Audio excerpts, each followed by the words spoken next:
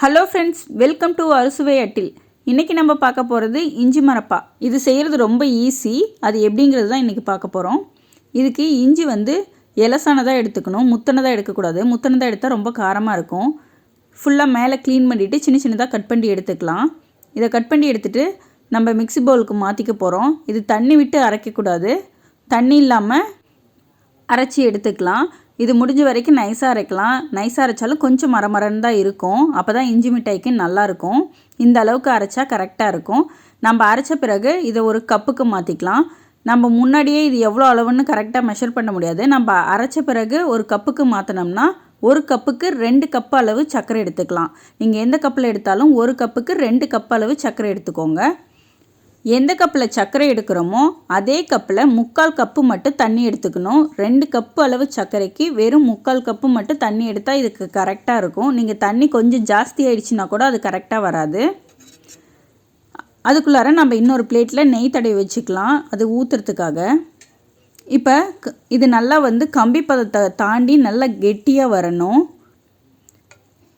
இது கொஞ்சமாக தண்ணியில் விட்டு பார்த்தோம்னா அது தண்ணியிலேருந்து தனியாக எடுக்கிற மாதிரி இருக்கணும். இது பாருங்கள், இது கரையுது. அதனால் இது இன்னும் கொஞ்சம் நல்லா கெட்டியாக வரணும். இது நல்லா கிளறி விட்டுகிட்டே இருந்தோம்னா இது கொஞ்சம் கெட்டியாகும். அது தண்ணியில் போட்டு பார்த்தோம்னா அது தனியாக உருண்டு வரணும் எடுக்கிறப்ப. இப்போ பாருங்கள், தண்ணியில் விட்டு காட்டுறேன். இப்போ இது கையில் தனியாக எடுக்க வருது.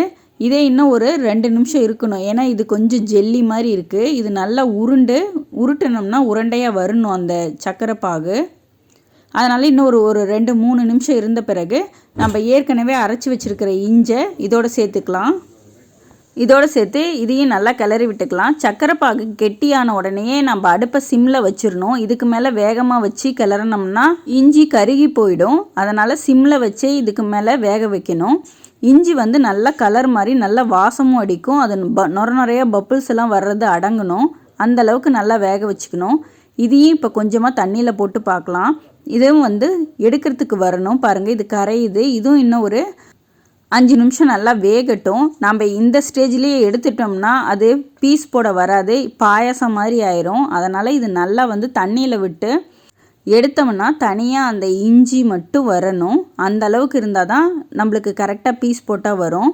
இப்போ பாருங்கள், இதை எடுத்து காட்டுறேன். இது தனியாக எடுக்க இப்போ வருது. இருந்தாலுமே இது இன்னும் கொஞ்சம் நேரம் விட்டு தான் எடுக்கணும். அது உருட்டினோம்னா உருண்டையாக நிற்கணும். அதனால் இன்னும் ஒரு 5 நிமிஷம் நல்லா கிளறி எடுக்கலாம். அது நல்லா தனியாகவே திரண்டு வரணும். இதுக்கு நெய் அல்லது எண்ணெய் சேர்த்துணுங்கிற அவசியம் இல்லை. உங்களுக்கு வேணும்னா கொஞ்சமாக நெய் சேர்த்துக்கலாம். நான் இதில் நெய் சேர்த்தலை. இப்போ பாருங்கள், ஒரு 5 நிமிஷம் ஆயிடுச்சு. இது நல்லா திரண்டு வந்துருச்சு. இப்போ ஒரு பிளேட்டுக்கு மாற்றிக்கலாம். இதுக்கும் மேலே நீங்கள் அடுப்புலேயே வச்சுருந்தீங்களா ரொம்ப இறுகி போன மாதிரி ஆகிடும். நம்ம எடுக்கிறப்ப அது அல்வா பதத்துக்கு வரணும். அந்த இஞ்சி அல்வா பதத்துக்கு வந்தால் தான் கரெக்டாக இருக்கும். இது 1/4 இன்ச்சு திக்னஸ்க்கு இருக்கிற மாதிரி இதை நல்லா பரப்பி விட்டுக்கலாம். இது கரண்டியில் ஒட்டாத இருக்கிறதுக்கு வேணால் கரண்டியில் லைட்டாக நெய் சேர்த்துக்கலாம். இது ஒரு 15 நிமிஷம் கழித்து தான் இதை பீஸ் போட முடியும். அப்பயே பீஸ் போட்டோம்னா நம்மளுக்கு எல்லாம் கொலன்னு வந்துடும். இது ஒரு 15 நிமிஷம் ஆற விட்டுட்டு அதுக்கப்புறமே கத்தியில் லைட்டாக நெய் தடவிட்டு இதை நம்ம வேணுங்கிற ஷேப்புக்கு கட் பண்ணிக்கலாம். இப்போ பாருங்கள், 15 நிமிஷம் ஆயிடுச்சு. இதை நான் கட் பண்ணிட்டேன். எவ்வளோ அழகாக வந்திருக்குதுன்னு. இந்த இஞ்சி மரப்பா நம்மளுக்கு நல்லா ஹெவியாக சாப்பிட்றப்ப இந்த இஞ்சி மிட்டாயை கொஞ்சமாக சாப்பிட்டோம்னா கூட நம்மளுக்கு நல்லா ஜீரணம் ஆகும்.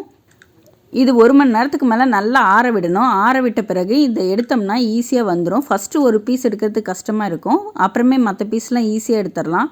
இது நல்லா ஆற விட்டுட்டு நல்லா ஒரு பாக்ஸில் போட்டு வச்சுக்கிட்டோம்னா 20 நாள் 25 நாள் ஆனாலும் கெடாமல் இருக்கும். குழந்தைங்கள்லேருந்து பெரியவங்க வரைக்கும் இதை சாப்பிடலாம். நீங்களும் இதை ட்ரை பண்ணி பாருங்கள். தேங்க்ஸ் ஃபார் வாட்சிங். Thanks for your support.